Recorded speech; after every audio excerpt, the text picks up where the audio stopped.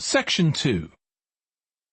You will hear the chairman of the Highways Committee of Granford speaking to members of the public about proposed changes to traffic and parking in the area. First, you have some time to look at questions 11 to 13.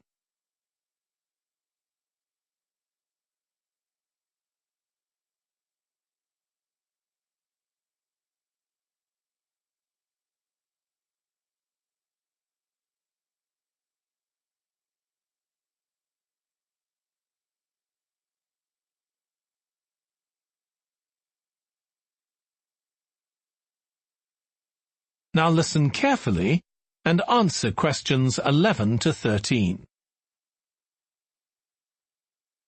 Good evening, everyone. My name's Phil Sutton, and I'm chairman of the Highways Committee.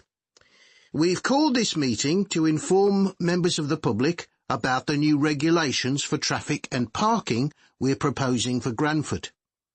I'll start by summarising these changes before we open the meeting to questions. So, why do we need to make these changes to traffic systems in Granford? Well, we're very aware that traffic is becoming an increasing problem. It's been especially noticeable with the increase in heavy traffic while they've been building the new hospital. But it's the overall rise in the volume of traffic of all kinds that's concerning us. To date, there's not been any increase in traffic accidents, but that's not something we want to see happen, obviously. We recently carried out a survey of local residents, and their responses were interesting. People were very concerned about the lack of visibility on some roads due to cars parked along the sides of the roads. We'd expected complaints about the congestion near the school when parents are dropping off their children or picking them up. But this wasn't top of the list, and nor were noise and fumes from trucks and lorries, though they were mentioned by some people. We think these new traffic regulations would make a lot of difference, but we still have a long way to go. We've managed to keep our proposals within budget, so they can be covered by the council. But, of course, it's no good introducing new regulations if we don't have a way of making sure that everyone obeys them. And that's an area we're still working on with the help of representatives from the police force. Before you hear the rest of the talk, you have some time to look at questions 14 to 20.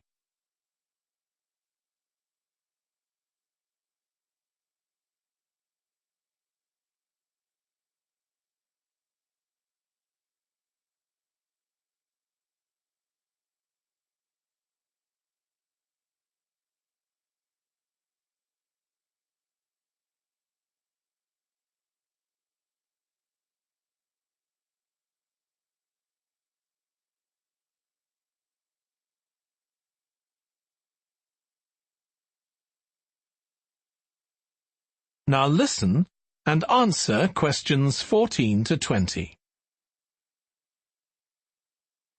OK, so this slide shows a map of the central area of Granford with the High Street in the middle and School Road on the right. Now, we already have a set of traffic lights in the High Street at the junction with Station Road, but we're planning to have another set at the other end at the School Road junction to regulate the flow of traffic along the High Street. We've decided we definitely need a pedestrian crossing. We considered putting this on School Road just outside the school, but in the end we decided that could lead to a lot of traffic congestion.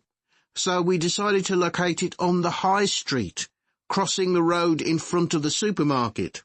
That's a very busy area, so it should help things there. We are proposing some changes to parking. At present, parking isn't allowed on the High Street outside the library, but we're going to change that and allow parking there, but not at the other end of the High Street near School Road. There'll be a new no parking sign on School Road just by the entrance to the school, forbidding parking for 25 metres. This should improve visibility for drivers and pedestrians. especially on the bend just to the north of the school. As far as disabled drivers are concerned, at present they have parking outside the supermarket, but lorries also use those spaces, so we've got 2 new disabled parking spaces on the side road up towards the bank. It's not ideal, but probably better than the present arrangement. We also plan to widen the pavement on School Road. We think we can manage to get an extra ½ metre on the bend just before you get to the school, on the same side of the road. Finally, we've introduced new restrictions on loading and unloading for the supermarket, so lorries will only be allowed to stop there before 8 a.m. That's the supermarket on School Road. We kept to the existing arrangements with the High Street supermarket. OK, so that's about it. Now, That is the end of section 2. You now have half a minute to check your answers.